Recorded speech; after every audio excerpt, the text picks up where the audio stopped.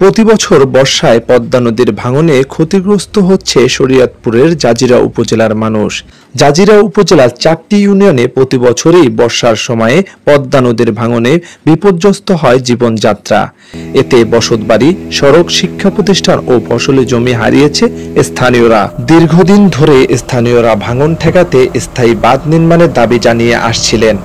অবশেষে সেই দাবির ভিত্তিতে শুরু হলো 8.67 কিলোমিটারের দীর্ঘ পদ্মা নদী রক্ষা প্রকল্পের কাজ। গত বছরের অক্টোবর মাসে জাতীয় অর্থনৈতিক পরিষদের নির্বাহী কমিটি একনেকে এ প্রকল্পের অনুমোদন করে। 16 অক্টোবর মাননীয় প্রধানমন্ত্রী শেখ হাসিনা প্রকল্পটি উদ্বোধন করেন।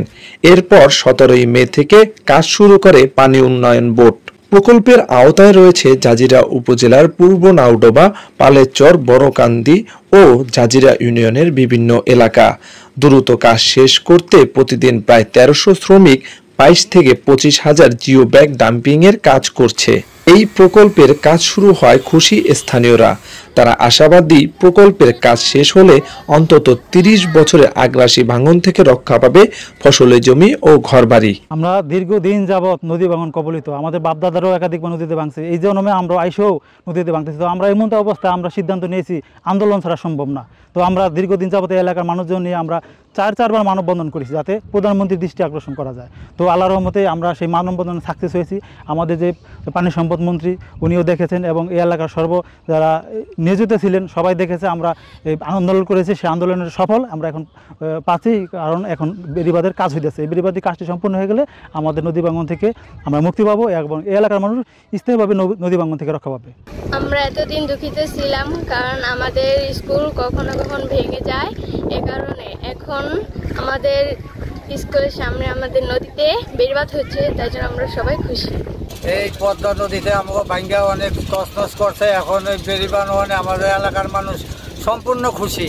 আমাদের মসজিদ, মাদ্রাসা, হাই স্কুল, প্রাইমারি স্কুল সম্পূর্ণ উদ্ধার হয়ে গেল। কৃষি জমি চিরস্থায়ীভাবে এখন বসবাস করতে পারবো। এই জন্য শেখ হাসিনারে আল্লাহর রহমতে অনেক দোয়া করি।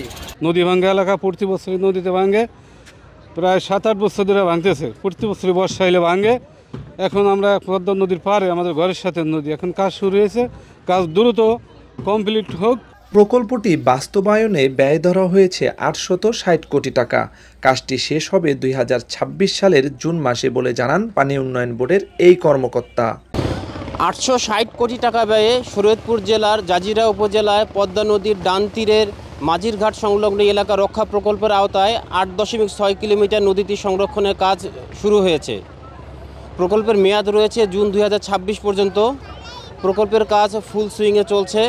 এখানে মোটামুটি আমাদের 1300 লেবার আছে। প্রতিদিনই জিও ব্যাগ ডাম্পিং সহ ব্লক কাস্টিংয়ের কাজ চলছে।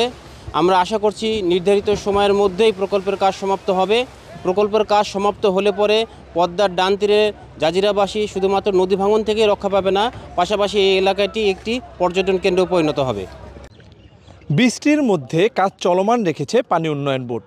সফলভাবে কাজটি সম্পূর্ণ করতে পারলে সুরক্ষিত ও নিরাপদ জীবনযাপন করতে পারবে এই পদ্মার পাড়ের মানুষরা। শরীয়তপুর থেকে সাইফুল ইসলাম আকাশ, রাইজিং বিডি।